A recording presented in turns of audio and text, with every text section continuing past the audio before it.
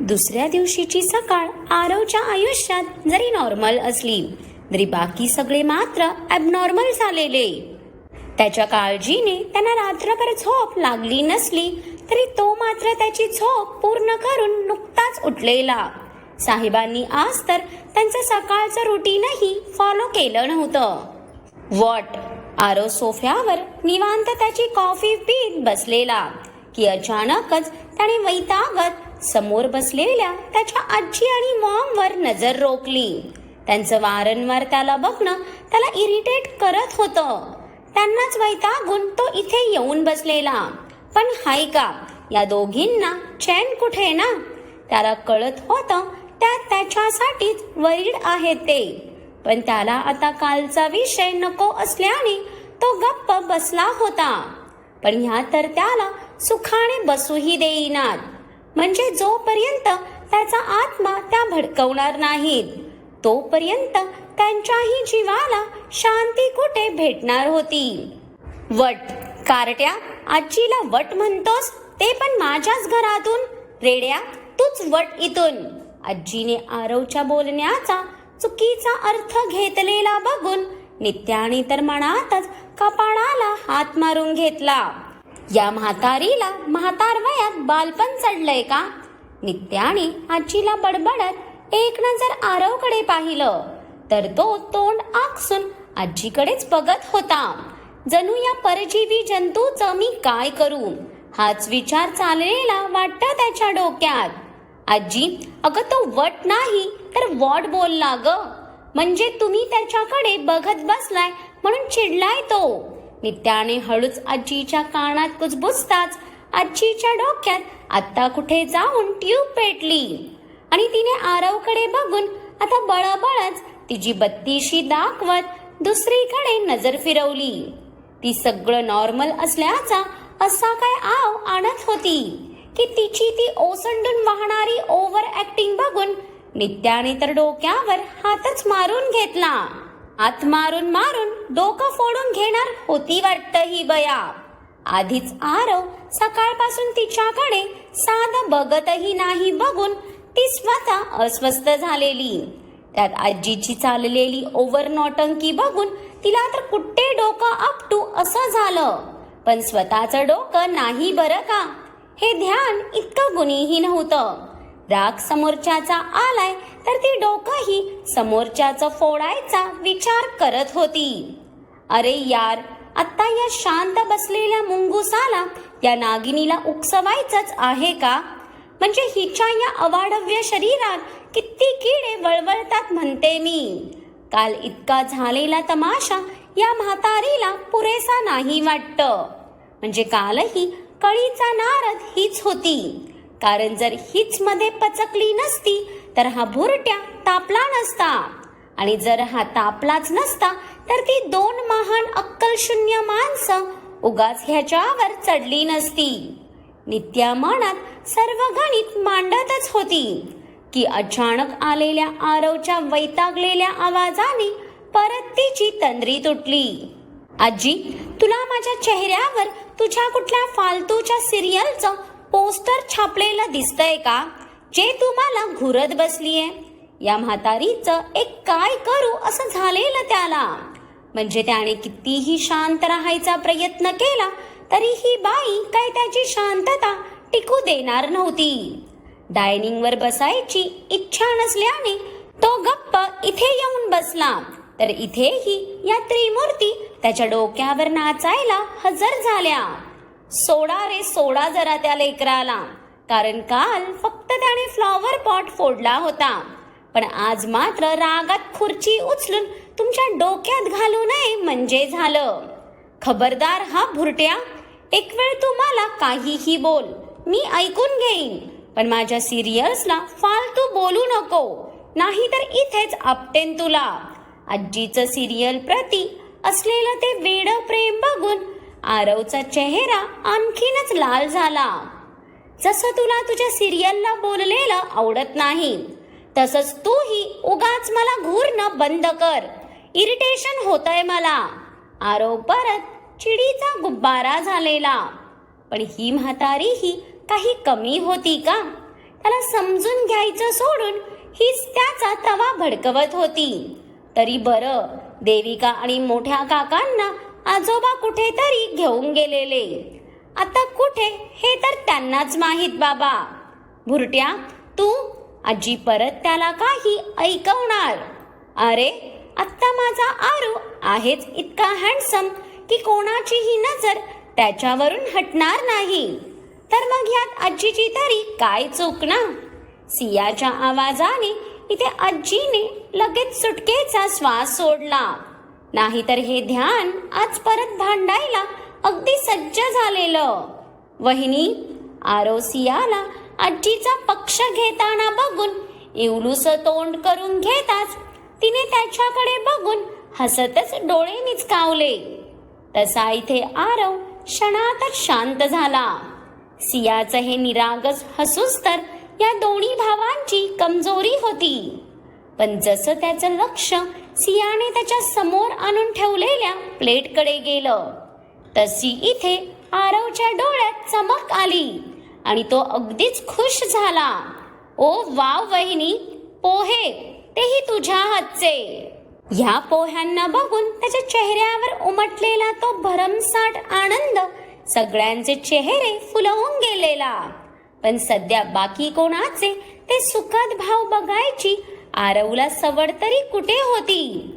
तो तर जन्माचा उपाशी असल्यासारखा त्या पोह्यांवर तुटून पडलेला. भुरट्या, अरे हळू खा रेड्या, चावत तरी आहेस की डायरेक्ट गिळत आहेस? त्याला असं अधाशासारखं खाताना बघूनही आजीने टोमणा मारला शेवटी. खरंच या म्हातारीचं तोंड दाबून धरणं सोपं होतं का? आजी, माझ्या पोह्यांना नजर नको लावू. वहिनीने स्पेशली माझ्यासाठी बनवले आहेत. आरवनेही खाता खाताच आजीला बडबडून घेतलं. म्हणजे दोघंही अगदी नगच होते. सिया, दिस इज नॉट फेअर यार. म्हणजे तुझं सगळं प्रेम आणि लाड तर या आमच्या ज्युनियर साठीच आहे वाटतं. तू विसरली का तुला अजून एक दीरही आहे ते? अचानक कुणाल येऊन तिच्या बाजूला उभा राहिलेला पाहून सिया तर दचकलीच. कारण तो अगदीच तिच्या बाजूला कम्फर्टेबल येऊन उभा राहिलेला. पण त्याला आपल्या इतक्या जवळ बघून सिया स्वतःच थोडी बाजूला झाली आणि तिने चेहऱ्यावर जबरदस्तीचं हसू आणलं. का कुणास, पण तिला कुणाल बरोबर कम्फर्टेबल व्हायला थोडा टाइम लागत होता. नाही म्हणजे तसं काही नाही, पण आरूला पोहे आवडतात ना, म्हणून केले मी.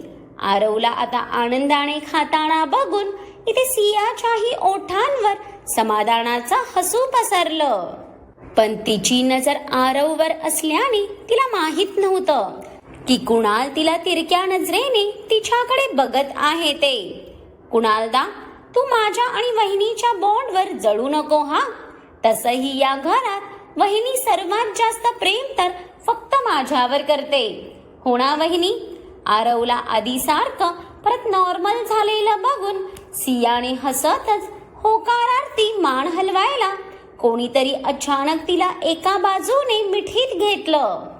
तसं तो स्पर्श ओळखून सियाचं हसू आणखीनच गडद झालं.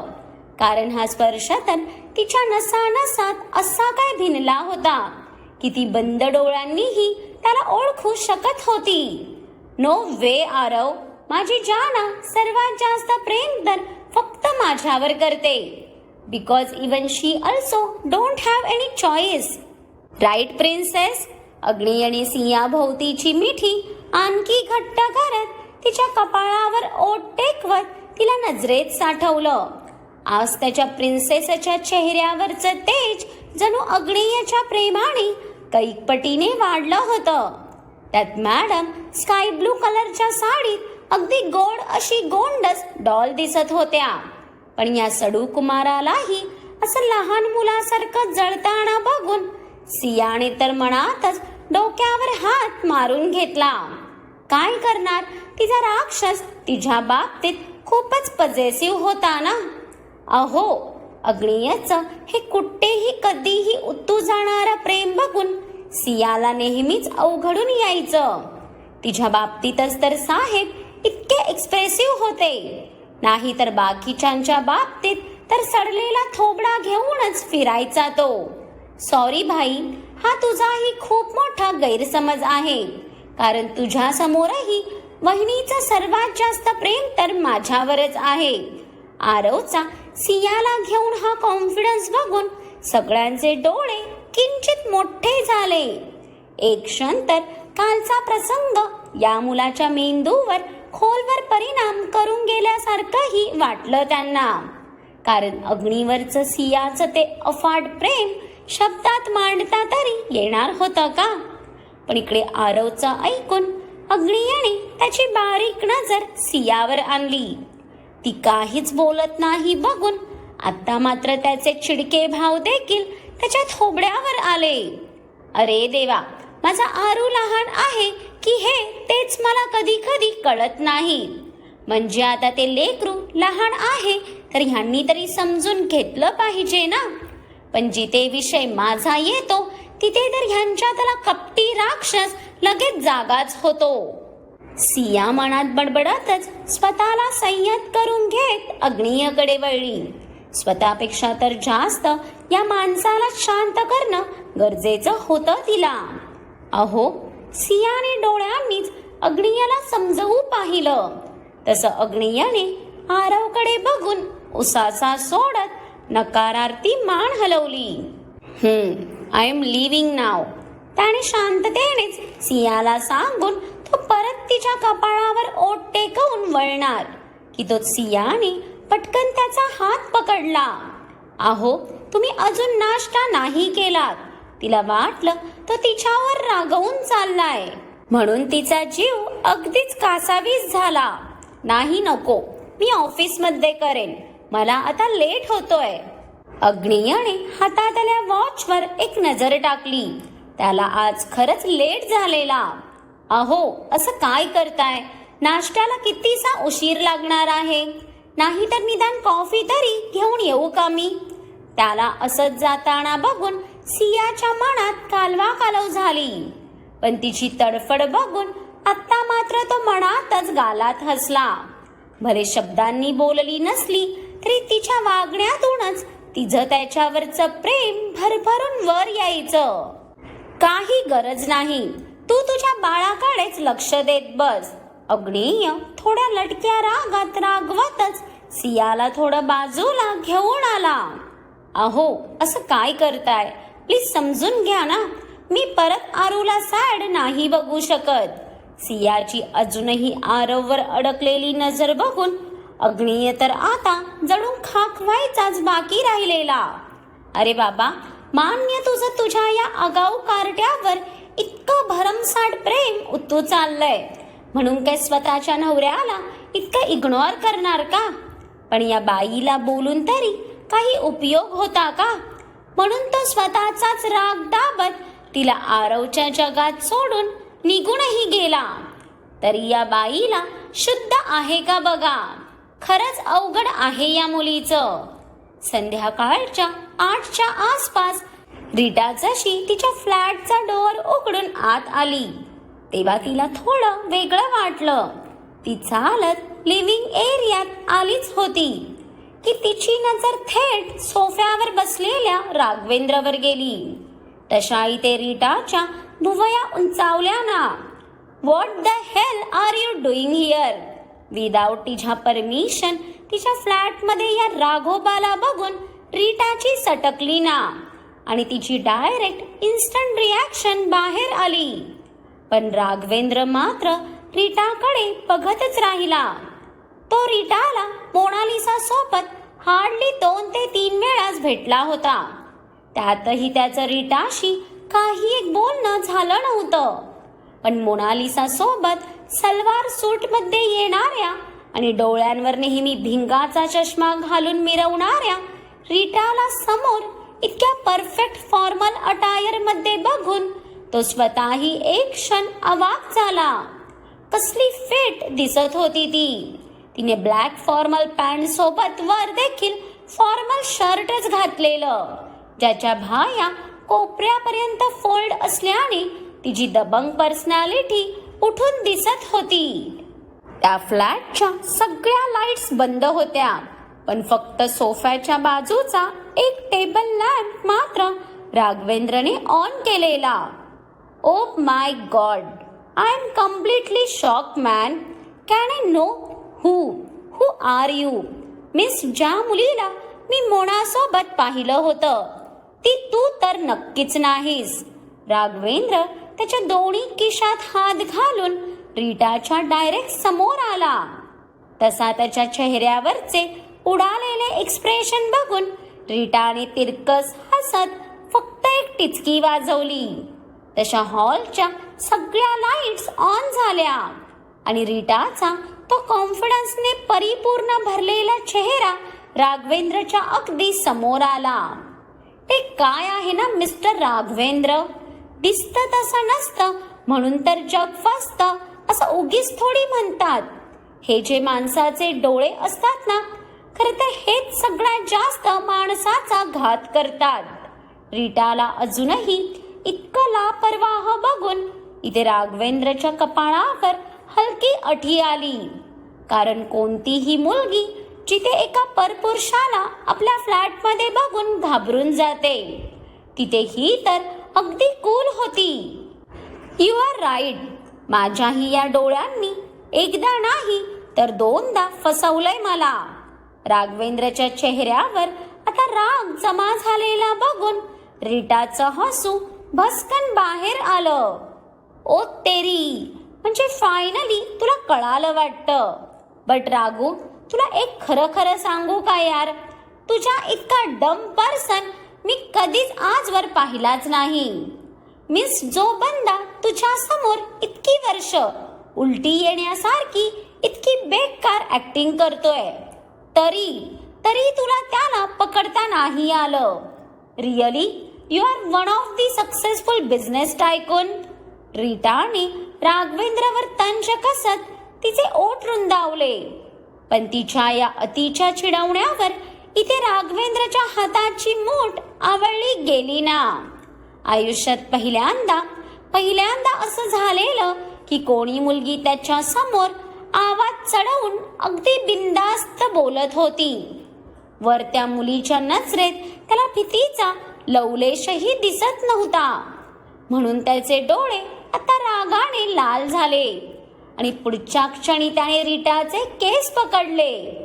पण तरी नाही रीटाच्या चेहऱ्यावरचे भाव बदलले आणि नाही ती कळवळली होती. साली, खूप तोंड सुटलंय का तुला? तुला माहित तरी आहे का मी कोण आहे ते? जर कळालं ना तर इथेच या क्षणी जीव सोडशील तुझा. पण not now baby, because I like your attitude यार. मग तुझा जीव सुटायच्या आधी मी माझं काम तर करूच शकतो ना. राघवेंद्रने रीटाचा चेहरा जसा त्याच्या चेहऱ्याच्या अगदी जवळ आणला तशी रीटा कुत्सित हसली. जणू तिला राघवेंद्रला उकसवायची मजाच वाटत होती.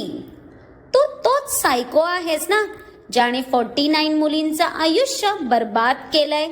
त्यांच्यावर जबरदस्ती करून मग त्यांना खूप क्रूर पद्धतीने मारून टाकलंस.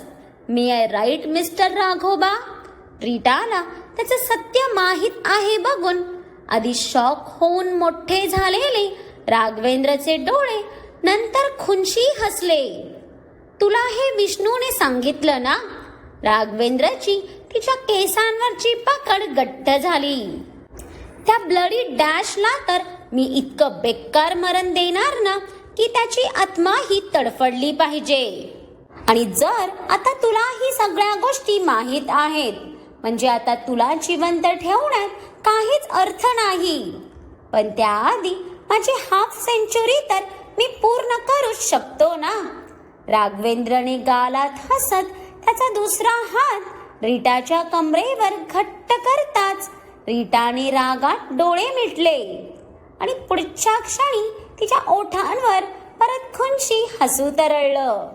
ते काय आहे ना राघोबा, एक वेळ तू मला वाटेल ते बोलला असता तरी चाललं असतं. पण विष्णूला मध्ये आणूनच तर चूक केलीस ना तू. कारण त्याचं मरण तर फिक्सच आहे यार, पण ते फक्त माझ्या हातून. रीटाचं ऐकून इथे राघवेंद्र अगदीच गार पडला, कारण ह्या मुलीला अजूनही तिची काहीच भीती नव्हती.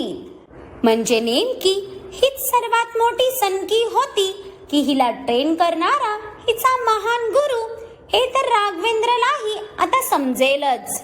मग काय वाटतं तुम्हाला, फायनली आता रीटा आणि विष्णूचा गुरु राघवेंद्रच्या समोर येईल का? आणि त्याला बघून राघवेंद्रचे एक्सप्रेशन काय असतील? पण त्याआधी रीटा स्वतःला राघवेंद्रकडून सेफ ठेवू शकेल का? खूप सारे प्रश्न आहेत आणि त्यांची उत्तरं घेऊन मी पुढच्या भागात येतच आहे. त्यामुळे पुढचा भाग आवर्जून बघा. आणि आजचा भाग आवडला असेल तर लाईक आणि कमेंट करून सांगा आणि खूप साऱ्या लोकांसोबत शेअर करा. आणि ज्यांनी कोणी अजून माझ्या चॅनेलला सबस्क्राईब नाही केलं त्यांनी आठवणीने सबस्क्राईब करा, जेणेकरून तुम्हाला चालू स्टोरी बरोबर नवीन नवीन येणाऱ्या स्टोरीजच्याही अपडेट भेटत राहतील.